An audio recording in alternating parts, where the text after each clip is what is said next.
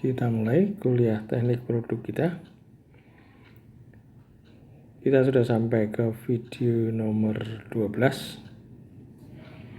Dan pada video ke-12 ini akan kita bahas example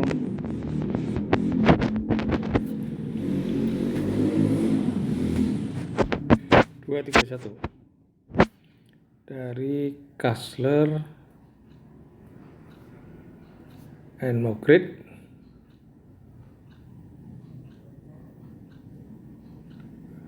sambil dari edisi 2. Saudara sudah juga bisa baca dari edisi 1, hampir sama ini. Judulnya adalah Muffler Design, perancangan muffler. Apa itu muffler? Misalnya di mesin motor misalnya atau mobil.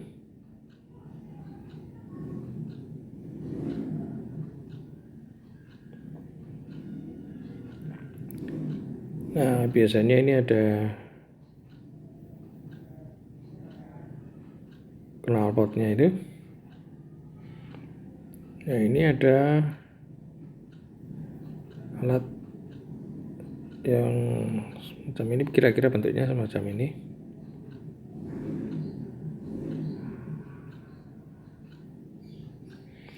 Nah, di mesin ini masuk fuel, bahan bakar, dan udara. Dibakar menghasilkan energi motor, kemudian gas hasil pembakarannya keluar. Ini lewat alat yang seperti ini, kemudian ini keluar. Ini gas hasil pembakaran. Ini fungsinya sebenarnya adalah silencer ya. Jadi muffler itu untuk mengurangi suara mesin. Bisa juga sering disebut dengan silencer ya. Mengurangi suara mesin ya. Muffler design. Nah, ini kira-kira volume muffler ya, kira-kira 5 liter. Lalu volume kosongnya itu dalamnya ada sarangan dan sebagainya, kira-kira 70%-nya.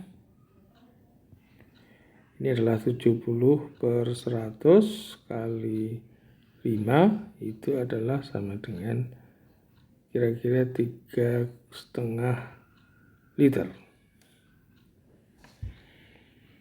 Nah, problemnya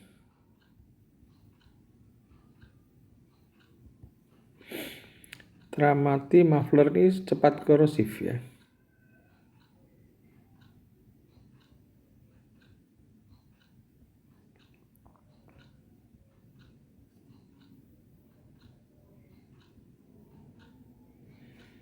Atau cepat terkorosi. Keropos, berlubang dan sebagainya. Nah, kalau ini berlubang nanti suaranya keras ya. Harus ditambal atau beli yang baru ya. Mengapa?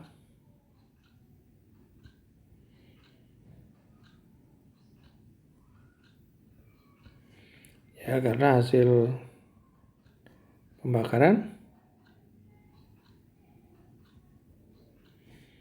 berisi CO2 dan H2O. Nah, kalau mesin dingin atau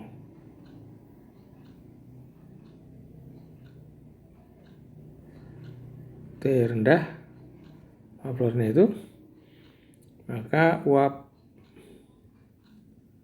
H2O mengembun.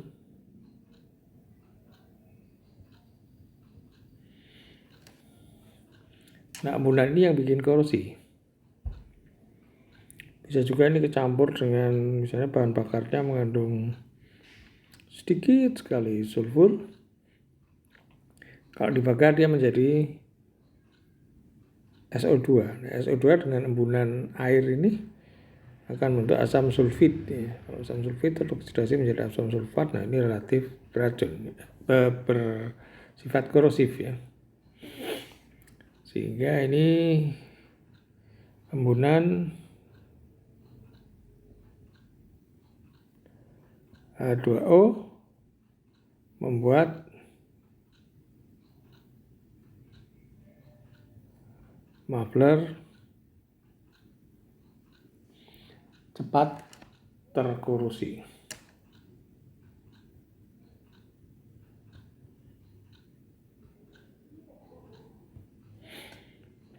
Bagaimana usaha membuat awet?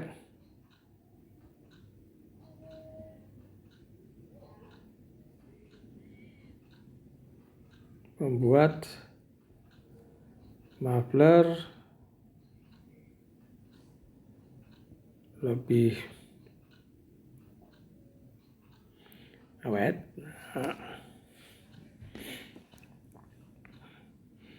Dan ingat penyebabnya adalah adanya embunan H2O pada saat mesin mati sehingga dingin. Nah, ide solusi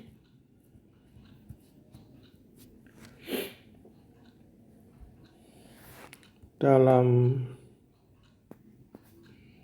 muffler dimasukkan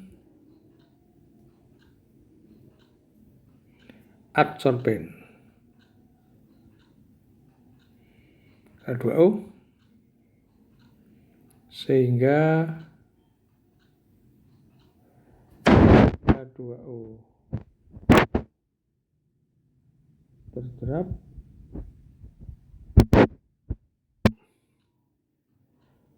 saat mesin mati ya. Nah, saat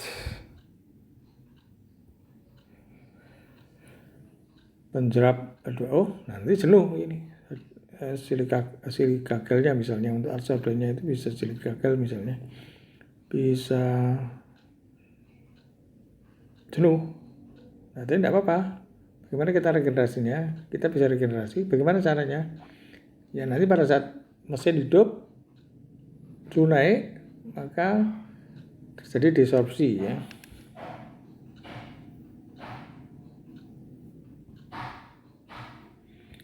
Saat mesin hidup, suhu naik, maka H2O terdesorpsi. Jadi adsorben siap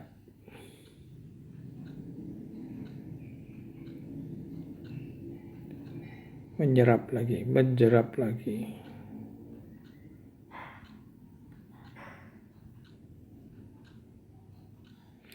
Ya, H2O-nya menguap pada saat atau terdesorpsi saat mesin hidup.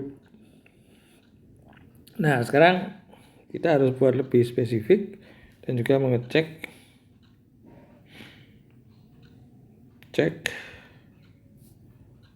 apakah ide ini feasible untuk dicoba dicari penyelesaiannya. Yang pertama harus dijawab adalah berapa adsorben yang perlu ditambahkan.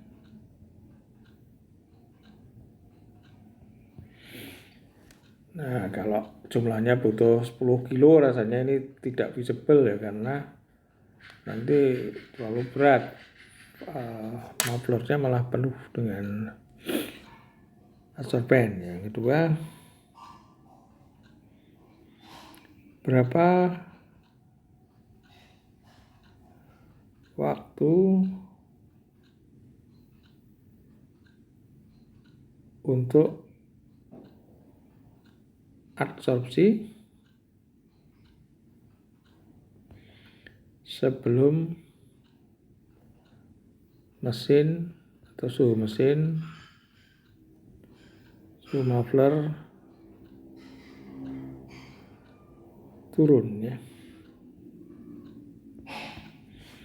Kalau dua-duanya ini visible nanti bisa dicoba. Nah, kita cari lalu gimana buat konstruksinya ya. Kita harus masukkan sekian gram adsorben dalam muffler, kemudian adsorben itu harus mampu menyerap dalam waktu tertentu sehingga nanti diameternya harus sekian dan seterusnya untuk spesifikasi adsorbennya. Nah, sekarang kita harus menjawab dua ini dulu. Untuk menjawab ini visible atau tidak. Berapa adsorben yang ditambahkan? Nah, ini asumsi dulu. Bahan bakar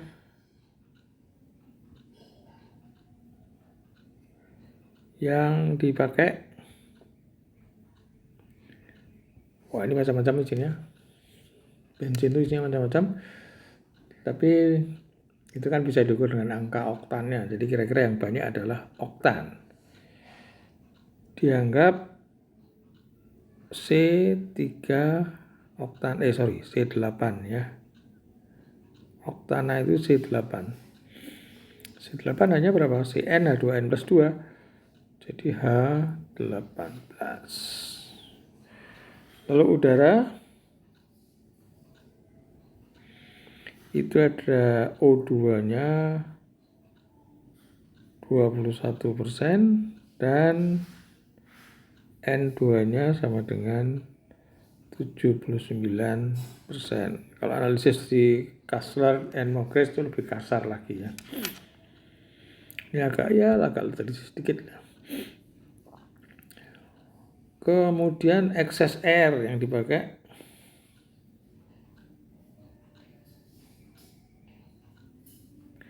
udara berlebih. Untuk motor biasanya atau mesin itu fuel dibakar dengan udara. Nah, biasanya udara dipakai lebih dari yang dibutuhkan agar supaya pembakaran sempurna. Tapi juga jangan terlalu banyak. Kalau terlalu banyak nanti N2 masuk itu yang banyak sehingga akibatnya dia ikut menyerap panas sehingga suhu pembakaran turun atau kurang tinggi. Nah, kalau suhu pembakaran kurang tinggi maka efisiensi termodinamiknya, konversi efisiensi termisnya mengubah energi panas menjadi energi mekanis itu rendah. Ingat, efisiensi mengubah energi panas menjadi energi mekanis adalah Tmax min Tmin per Tmax kali 100% atau 1 min Tmin per Tmax. Jadi kalau Tmax-nya besar, ini efisiensinya bisa tinggi. Jadi excess air yang dipakai ya mil 10%. Nah. Oke, sekarang kita lakukan analisis ya.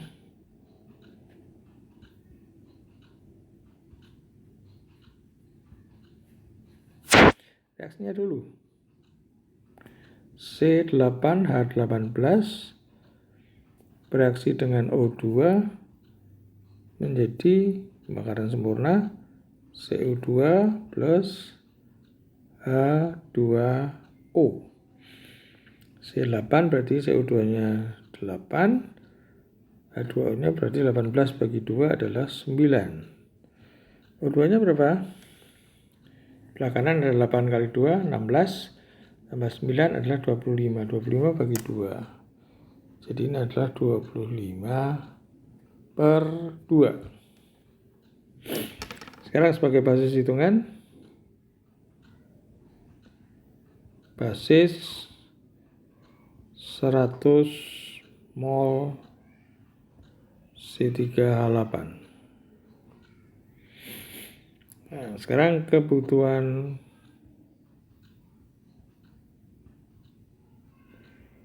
O2 teoritis di sini adalah ini 25/2 kali 100 adalah 1250 mol. Nah, O2 dipakai 10% di atas teoritisnya, jadi 110/100 kali 1250 mol. Ini adalah 1375 mol. Nah, N2 ikut masuk berapa? Perbandingannya 79/21, berarti mestinya 79/21 kali 1375 mol. Ini kalau dihitung adalah 5172,6 mol. Oke. Nah, sekarang gas hasil pembakaran.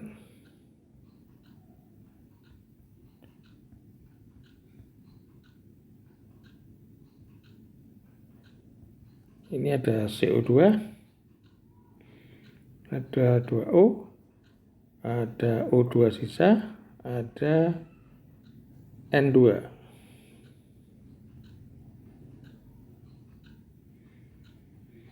Kalau dari itu kelihatan dari stoikiometri itu adalah CO2-nya 8/1 kali basisnya 100.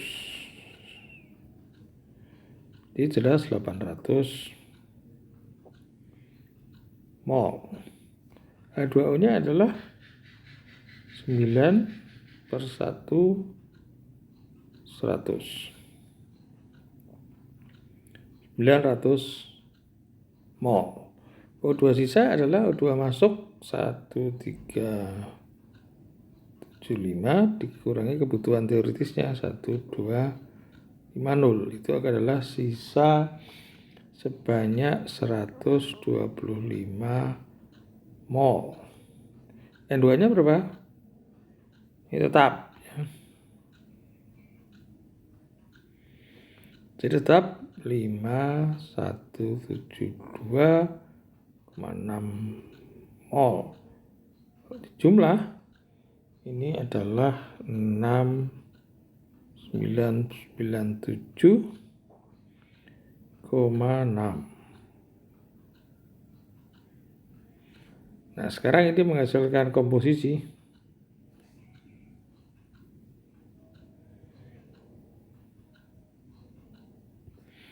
Komposisi gas hasil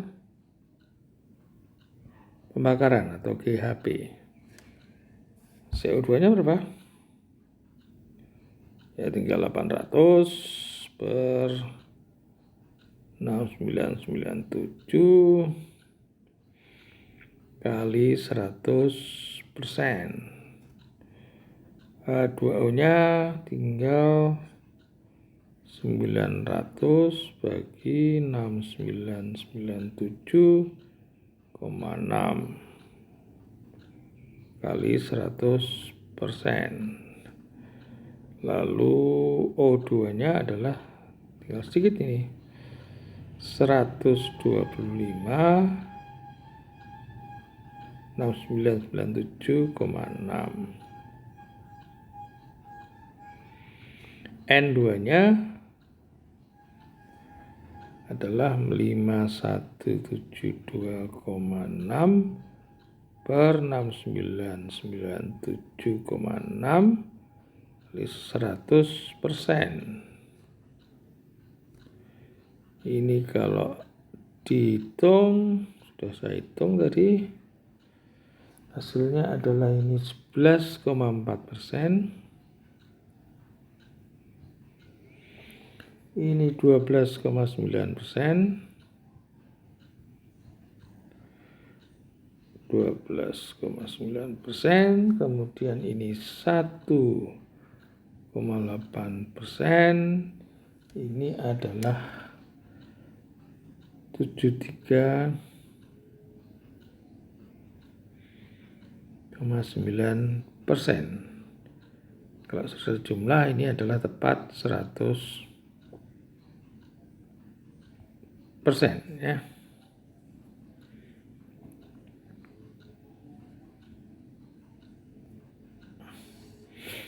Oke, 100%. Nah, sekarang kita bisa hitung fraksi mol H2O. Di produk itu berapa? Di gas hasil pembakaran tinggal ya masukkan aja tinggal 12,9% atau 0,129. Fraksi mol H2O adalah 0,129. Ini adalah fraksi mol.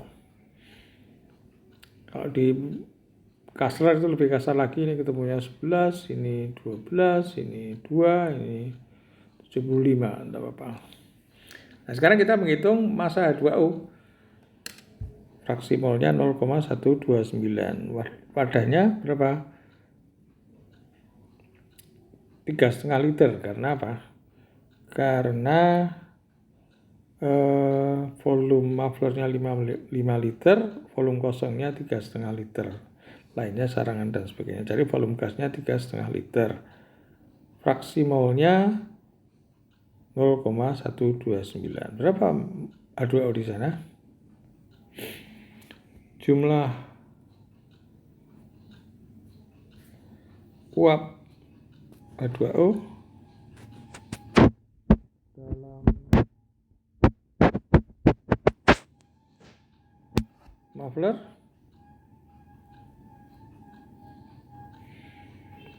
adalah, gimana hitungnya? Ya pakai PV nRT.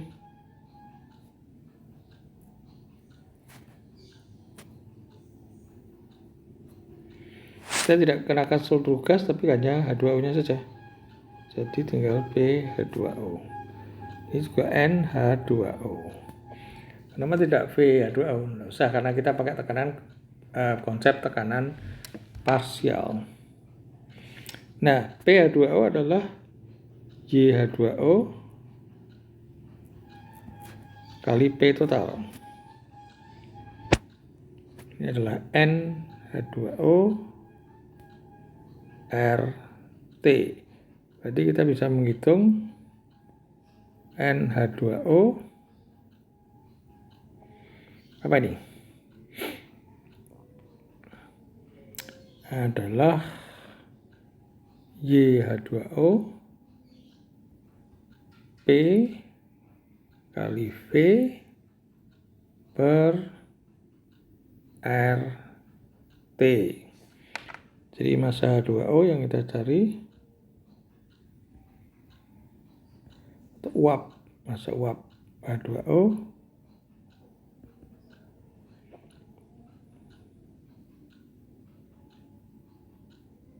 kalau massa kita sebut M aja, sama dengan Y PV per RT. Y-nya adalah 0,129. Kita sudah dihitung Y-nya 0,129. P-nya anggap aja 1 atmosfer, karena dalam muffler itu sama dengan tekanan udara luar. V-nya tadi berapa? 3,5 liter. R, nah liter atmosfer berarti R-nya 0,082 liter atmosfer mol Kelvin. Suhunya ya, suhu muffler itu berapa itu mula-mula kalau mesin jalan? Ya beda-beda tapi kira-kira ya ambil aja 200 derajat Celcius itu adalah kira-kira 473 Kelvin.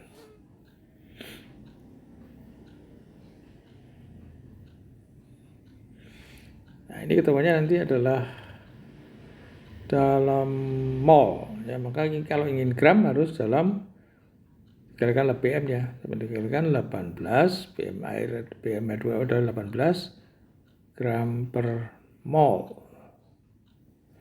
Ini kalau saudara hitung adalah tinggal sebentar sambil kalkulator.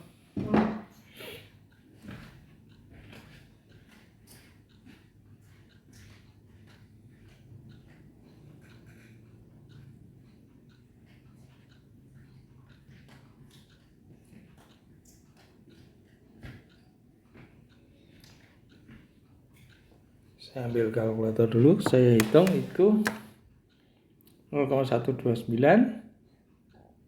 kali 3,5 kali 18 dibagi 0,082 dibagi 473 itu adalah 0,209 gram H2O ya. Ini uap H2O yang harus diserap sebelum mendingin, sebelum vapor mendingin. Nah, sekarang berapa adsorben yang dibutuhkan? Nah, kita lihat, kita asumsi aja, misal 1 gram adsorben mampu menyerap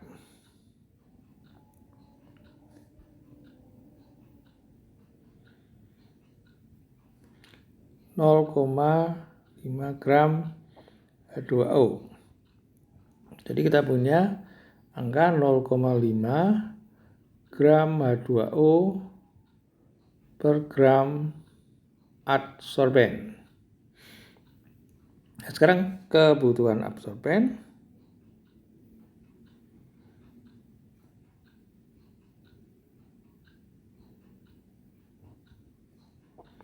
isinya M adsorben adalah tinggal tadi yang uap H2O yang harus diambil 0,209 gram H2O dibagi kemampuan menjerapnya adalah 0,5 gram H2O per gram adsorben. Ini kalau secara bagi hasilnya adalah 0,42 kira-kira.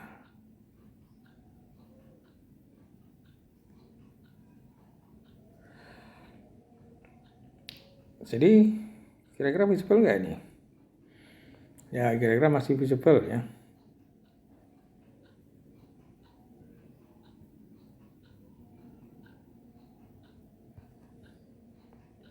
Jadi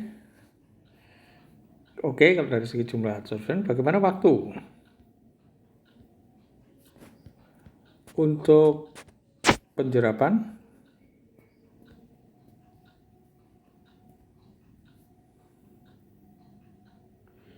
berapa nih kira-kira?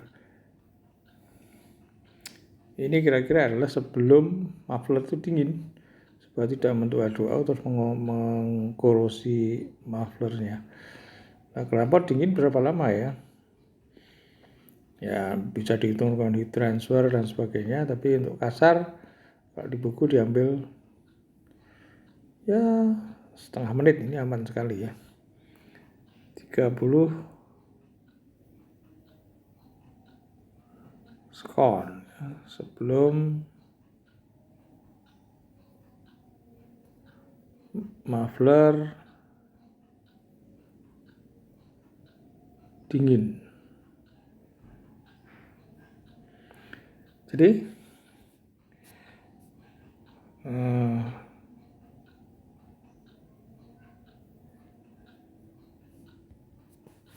masukkan atau tambahkan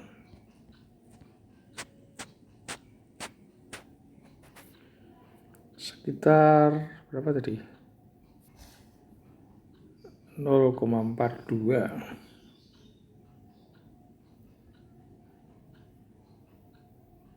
gram adsorben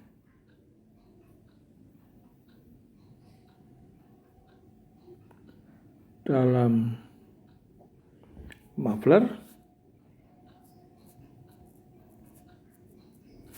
dan adsorben itu tersebut harus bisa menjerap uap H2O dalam waktu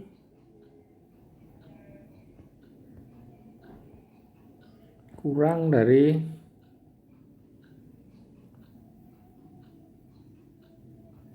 30 sekon. Ini adalah target kita ya.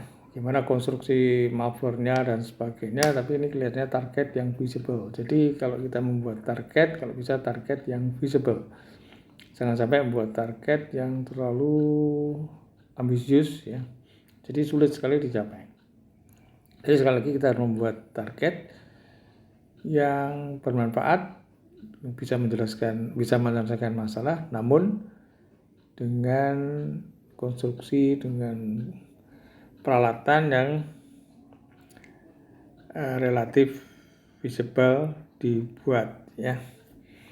Ini adalah simpulan kita untuk kasus 231 di Kassler and Mogret edisi 2 ya. Saya kira kita akhiri dulu video ke-12 ini. Nanti kita lanjutkan ke video 13 ya. Sementara kita masih bahas need ya. Kita selesaikan kita stop dulu video ke-12. Nanti kita lanjutkan di video ke-13. Terima kasih.